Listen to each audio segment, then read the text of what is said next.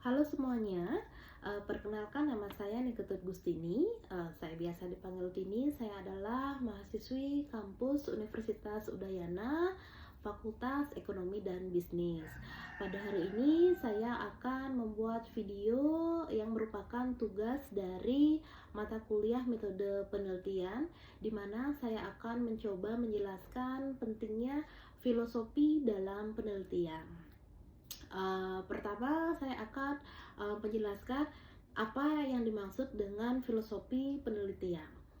Filosofi penelitian sendiri adalah kajian dan pemahaman tentang dasar-dasar pemikiran yang mendasari suatu proses penelitian, dan ini mencakup refleksi kritis terhadap asumsi, nilai, dan metodologi yang digunakan dalam penelitian ilmiah.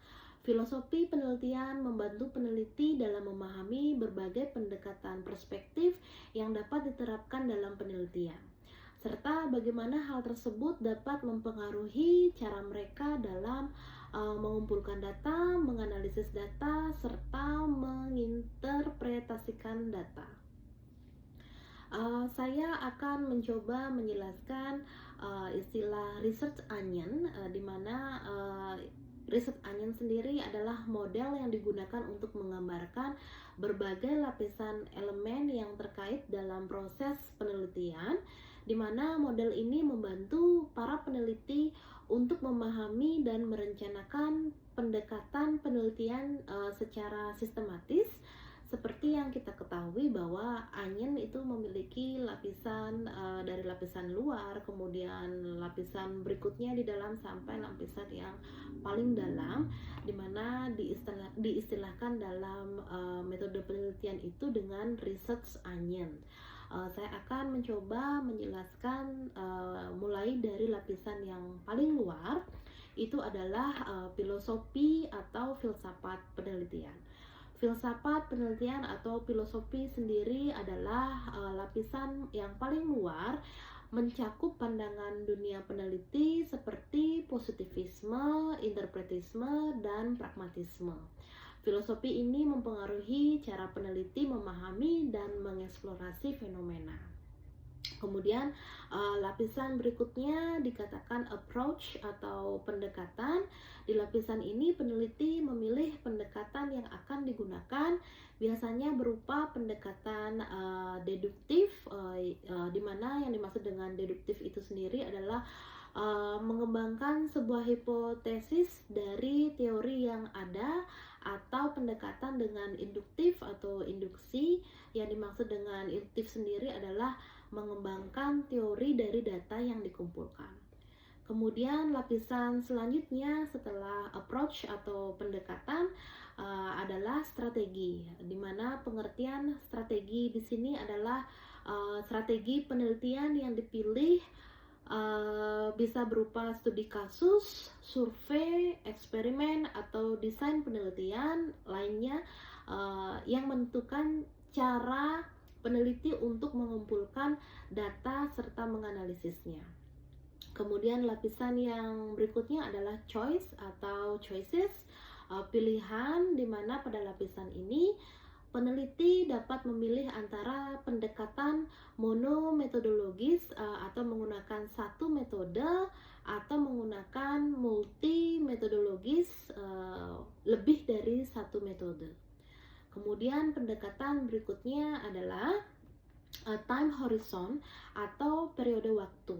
Yang dimaksud dengan periode waktu di sini adalah mencakup pengaturan waktu penelitian, baik itu jangka pendek atau yang disebut dengan cross section, atau jangka panjang bisa disebut dengan kata lain longitudinal, di mana jika penelitian menggunakan cross sectional dalam waktu jangka pendek, data dikumpulkan dari sampel pada saat yang sama untuk menganalisis hubungan antara variabel. Sedangkan jika jangka panjang atau longitudinal, di mana data dikumpulkan dari waktu ke waktu dan memungkinkan peneliti untuk mengamati perubahan dan perkembangan dalam variabel yang diteliti. Kemudian lapisan yang paling dalam di sini adalah teknik dan prosedur. teknik dan prosedur sendiri dapat diartikan bahwa uh, teknik spesifik untuk mengumpulkan dan menganalisis data seperti menggunakan wawancara, kuesioner, atau analisis statistik. Kemudian saya bisa menarik kesimpulan dari riset Anyin di sini adalah dengan kita mengikuti lapisan-lapisan pada riset Anyin, peneliti dapat merencanakan dan melaksanakan penelitian dengan lebih terstruktur, sistematis, dan memastikan bahwa semua aspek yang ada dalam lapisan ini perlu untuk diperhitungkan. Baik, selanjutnya saya akan menjelaskan bahwa filosofi penelitian biasanya dibagi menjadi beberapa aliran utama. Antara lain yang pertama adalah positivisme, di mana yang dimaksud dengan positivisme ini adalah berfokus pada pengamatan dan eksperimen yang dapat diukur, bahwa peneliti percaya tentang pengetahuan yang diperoleh melalui pengalaman yang empiris. Kemudian yang kedua adalah interpretivisme, mengutamakan pemahaman yang subjektif terhadap fenomena sosial, menekankan pentingnya konteks dan interpretasi individu.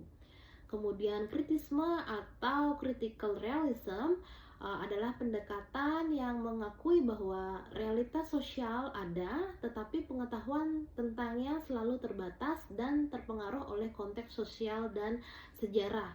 Dapat dikatakan bahwa teori tercipta oleh individu, maka tidak dipungkiri bahwa anggapan seseorang atau individu dapat dinilai salah dan perlu dikritik, sehingga perlu diuji kebenarannya. Kemudian yang terakhir ada postmodernisme. Pengertian dari postmodernisme di sini adalah menentang narasi dengan fokus pada sifat subjektif realitas dan pengetahuan. Menyatakan bahwa kebenaran tidak selalu absolut, tetapi dibangun melalui bahasa, budaya, dan konteks sosial. Saya akan mencoba memberikan contoh mengenai positivisme. Kebetulan saya berkonsentrasi di bidang pemasaran, sehingga saya akan mencoba membuat studi kasus untuk pendekatan positivisme di bidang pemasaran. Contohnya semisal penelitian tentang harga terhadap keputusan pembelian konsumen. Dapat dideskripsikan di sini, seorang peneliti melakukan eksperimen untuk menguji bagaimana variasi harga produk dapat mempengaruhi tingkat penjualan. Kemudian peneliti mengumpulkan data kuantitatif dari dua kelompok konsumen yang diberi harga yang berbeda untuk produk yang sama. Data penjualan dianalisis menggunakan regresi statistik untuk menentukan hubungan antara harga dan keputusan pembelian. Apa yang menjadi fokus penelitian di sini, di mana peneliti melakukan pengamatan dan pengukuran secara empiris, berusaha menghasilkan data yang dapat diukur dan dianalisis secara objektif. Kemudian saya akan mencoba untuk memberikan contoh kasus kembali pada pendekatan interpretivisme. Contoh kasusnya penelitian tentang persepsi merek atau brand di kalangan konsumen. Dapat dijelaskan di sini, peneliti melakukan wawancara mendalam dengan konsumen untuk memahami bagaimana mereka dapat menafsirkan dan merasakan merek tertentu atau brand tertentu. Kemudian peneliti di sini dapat menganalisis atau mengeksplorasi nilai-nilai, emosi, dan pengalaman pribadi konsumen yang mempengaruhi loyalitas mereka terhadap brand atau merek yang mereka gunakan, serta bagaimana secara konteks sosial dan budaya berperan dalam persepsi merek tersebut. Kemudian apa yang menjadi fokus di sini adalah memahami makna subjektif dan konteks di balik pilihan dan perilaku konsumen, bukan hanya data secara kuantitatif. Kemudian saya akan membuat contoh kasus untuk pendekatan kritisisme atau critical realism. Semisal peneliti meneliti pengaruh nilai sosial terhadap pembelian produk berkelanjutan di kalangan konsumen muda. Dapat dijelaskan di sini atau dapat dideskripsikan bahwa penelitian bertujuan untuk memahami bagaimana nilai sosial dan konteks budaya mempengaruhi keputusan pembelian produk berkelanjutan di kalangan konsumen muda. Metodologi yang digunakan dengan melakukan wawancara untuk mendapatkan pemahaman yang lebih tentang pengalaman dan perspektif subjektif individu. Kemudian apa yang menjadi fokus dalam penelitian adalah untuk memahami hubungan antara nilai sosial, konteks, dan perilaku, maka perusahaan dapat merancang strategi pemasaran yang lebih sesuai dengan kebutuhan dan pilihan atau preferensi konsumen. Kemudian contoh kasus untuk pendekatan postmodernisme. Contoh kasusnya adalah penelitian tentang bagaimana merek atau brand membentuk identitas konsumen melalui narasi dan pengalaman. Dapat dijelaskan di sini atau dideskripsikan bahwa kampanye pemasaran yang berfokus pada cerita pribadi pelanggan, di mana mereka dapat berbagi pengalaman unik dan bagaimana produk berperan dalam kehidupan mereka. Yang menjadi fokus di sini adalah pendekatan ini menekankan pluralitas, identitas, dan bagaimana merek dapat beradaptasi dengan berbagai sudut pandang. Baik, secara keseluruhan filosofi penelitian itu sendiri memberikan kerangka kerja yang membantu peneliti untuk merumuskan pertanyaan penelitian, untuk memilih metode yang tepat, dan memahami makna dari hasil penelitian yang diperoleh. Saya akan mencoba menjelaskan filosofi dikatakan sebagai kerangka berpikir, di mana filosofi sebagai kerangka berpikir merujuk pada sistem pemikiran yang membantu individu dalam memahami, kemudian menganalisis dan mengevaluasi berbagai ide, konsep, gagasan, dan fenomena. Ini mencakup cara kita memandang dunia, bagaimana kita memahami pengetahuan, dan bagaimana kita dapat menginterpretasikan pengalaman. Kemudian filosofi juga bisa dikatakan sebagai kerangka berpikir bukan hanya tentang memahami teori atau ide-ide secara abstrak, tetapi juga tentang bagaimana menerapkan pemikiran tersebut dalam kehidupan sehari-hari, dan ini menciptakan landasan yang kuat untuk eksplorasi, inovasi, dan pencarian pengetahuan yang lebih mendalam. Kemudian saya mencoba untuk menjelaskan mengapa filosofi itu penting dalam penelitian. Yang pertama adalah untuk mengembangkan teori, di mana filosofi penelitian memberikan landasan konseptual yang mendasari pengembangan teori dalam suatu disiplin ilmu dengan memahami berbagai aliran filosofi seperti yang saya jelaskan tadi.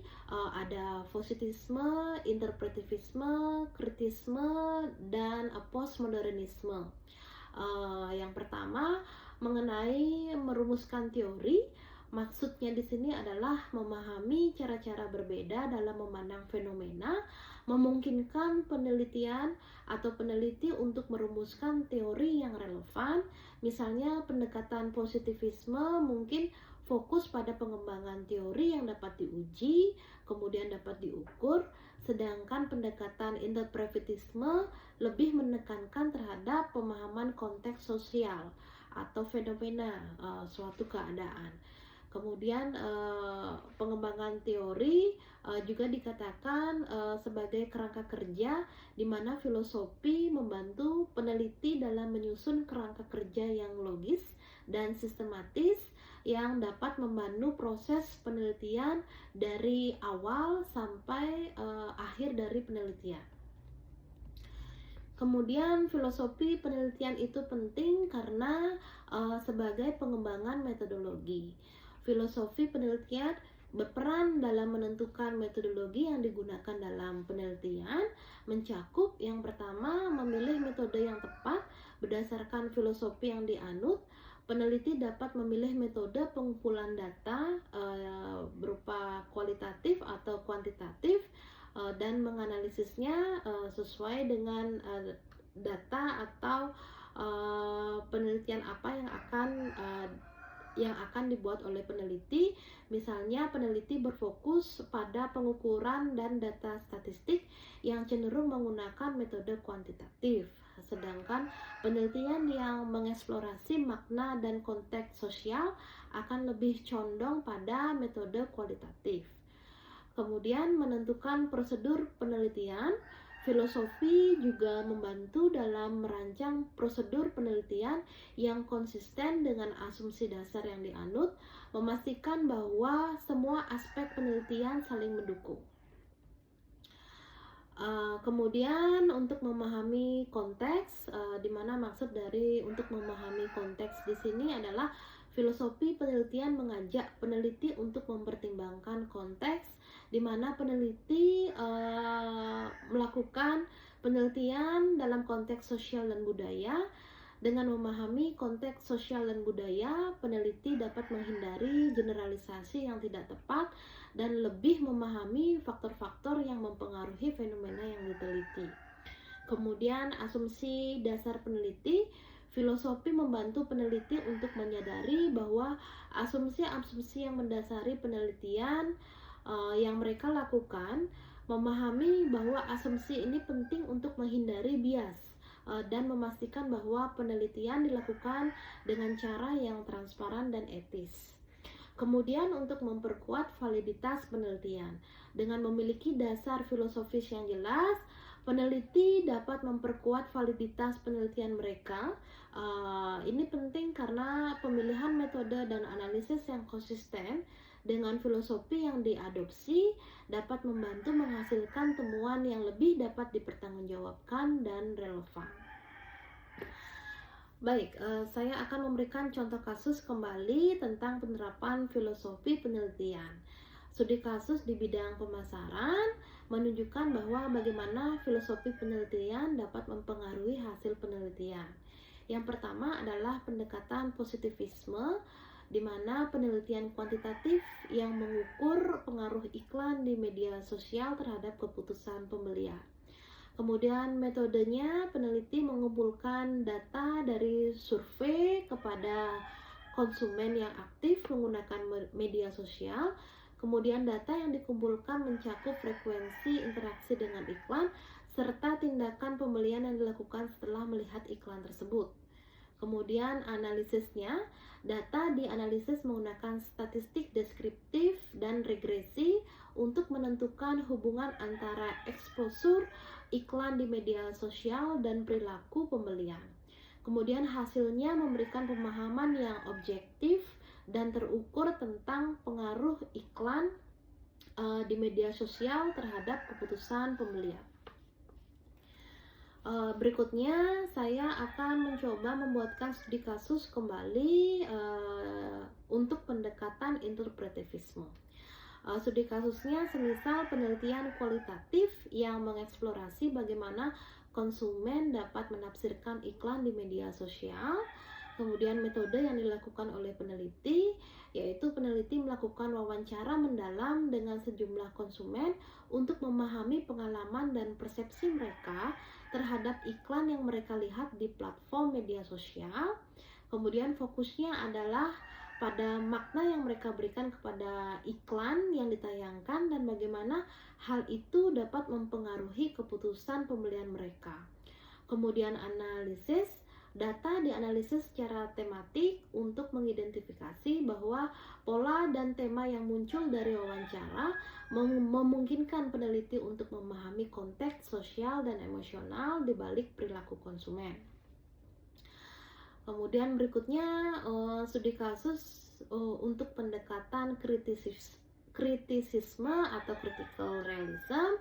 Semisal peneliti menganalisis bagaimana iklan di media sosial dapat memperkuat stereotip atau norma sosial tertentu, di mana metode penelitian yang dapat digunakan di sini, peneliti melakukan analisis konten terhadap berbagai iklan di media sosial yang ditayangkan, kemudian dengan fokus pada representasi gender, ras atau kelas sosial.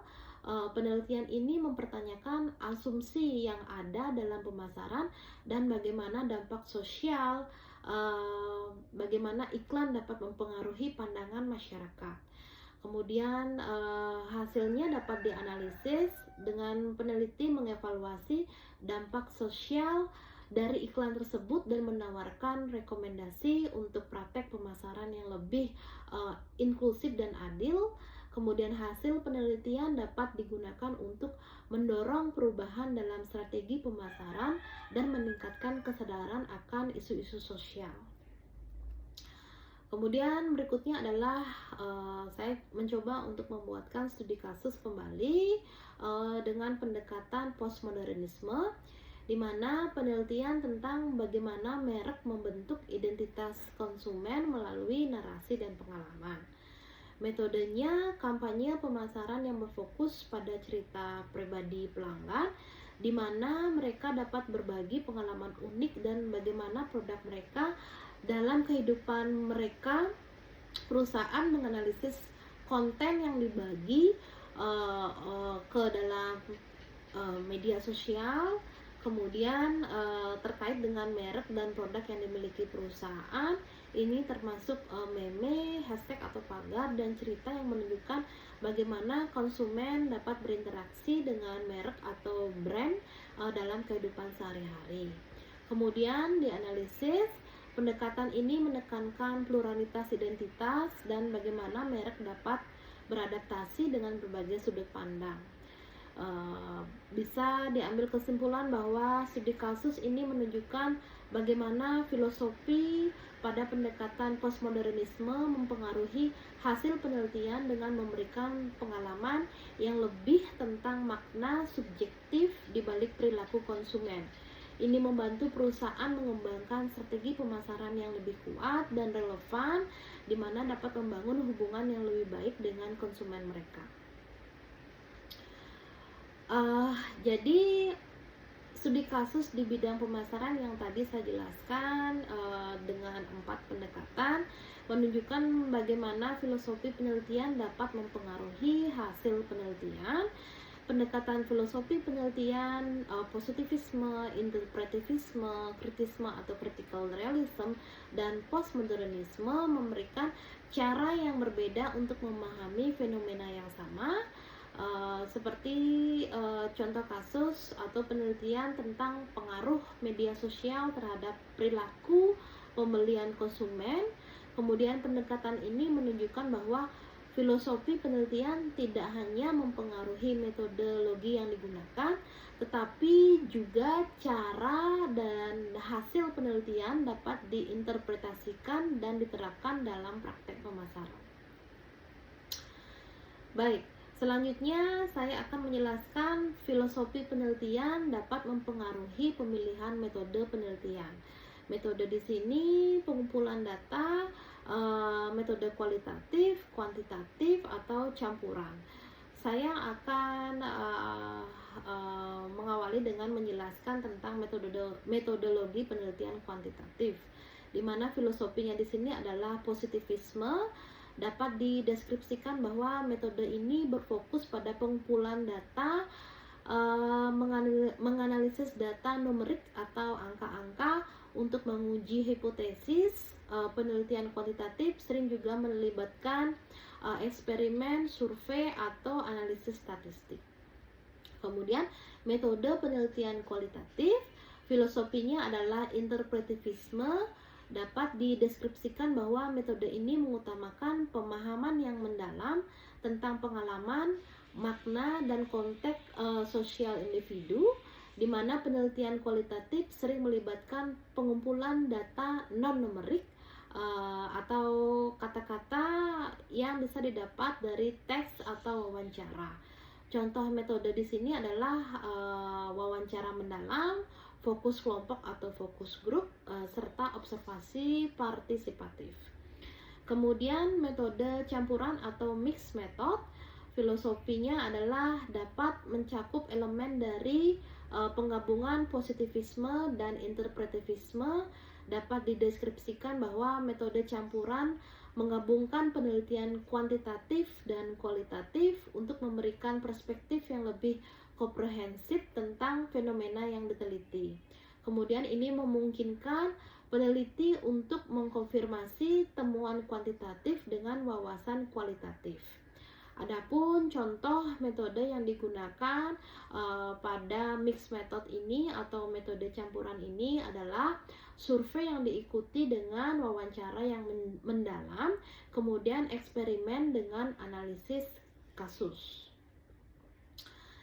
Oke, selanjutnya adalah pendekatan penelitian, di mana itu ada deduksi, istilah deduksi, induksi, abduksi.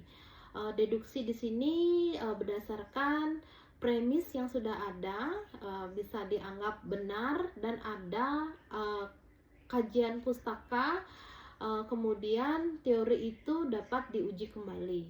Sedangkan pendekatan penelitian induksi dari proses menjadi teori, belum ada kajian pustakanya dan atau dari kasus menjadi teori. Kemudian abduksi adalah berdasarkan bukti di mana dicoba untuk menguraikan semua premisnya.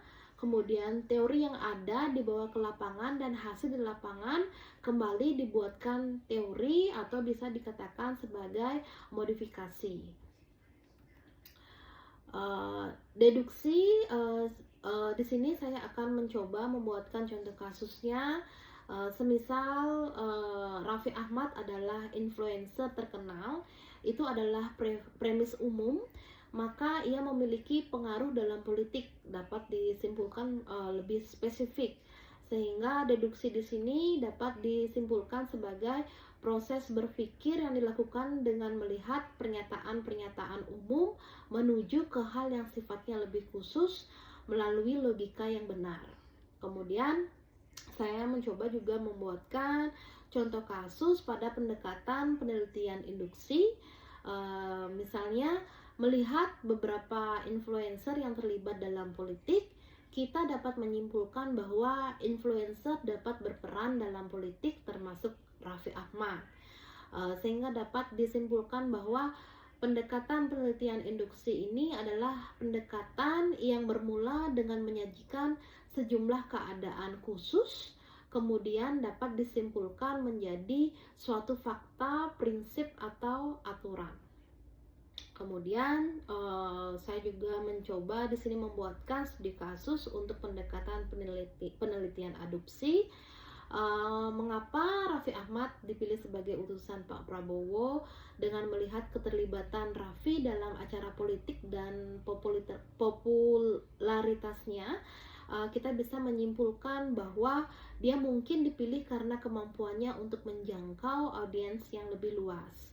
Kemudian kita dapat simpulkan bahwa pendekatan penelitian abduksi proses menarik kesimpulan yang terbaik dari informasi yang diperoleh atau jenis penalaran yang terjadi ketika seseorang mengamati bukti tertentu dan menentukan penjelasan apa yang menjelaskan fakta-fakta tersebut dengan cara yang terbaik. Baik, secara keseluruhan dari apa yang saya jelaskan dapat saya simpulkan secara garis besar bahwa filosofi itu sangat penting dalam penelitian, di mana filosofi sebagai dasar untuk mengembangkan teori dan metodologi berfungsi sebagai panduan penting yang membantu peneliti dalam merancang, melaksanakan, serta mengevaluasi penelitian mereka dengan cara yang sistematis dan kritis. Di mana juga filosofi penting dalam penelitian, bisa dikatakan bahwa filosofi menekankan bahwa pemilihan metode penelitian yang tepat bergantung pada pemahaman yang baik tentang teori dan filosofi yang mendasari sebuah penelitian. Sekian video dari saya untuk hari ini tentang pentingnya filosofi dalam penelitian. Saya berharap apa yang saya jelaskan dalam video ini dapat diterima dengan baik. Mohon maaf jika ada kata-kata atau pernyataan yang kurang jelas dalam penyampaian saya. Sekali lagi saya ucapkan terima kasih. Semoga kita dapat bertemu kembali untuk di video berikutnya. Sampai jumpa.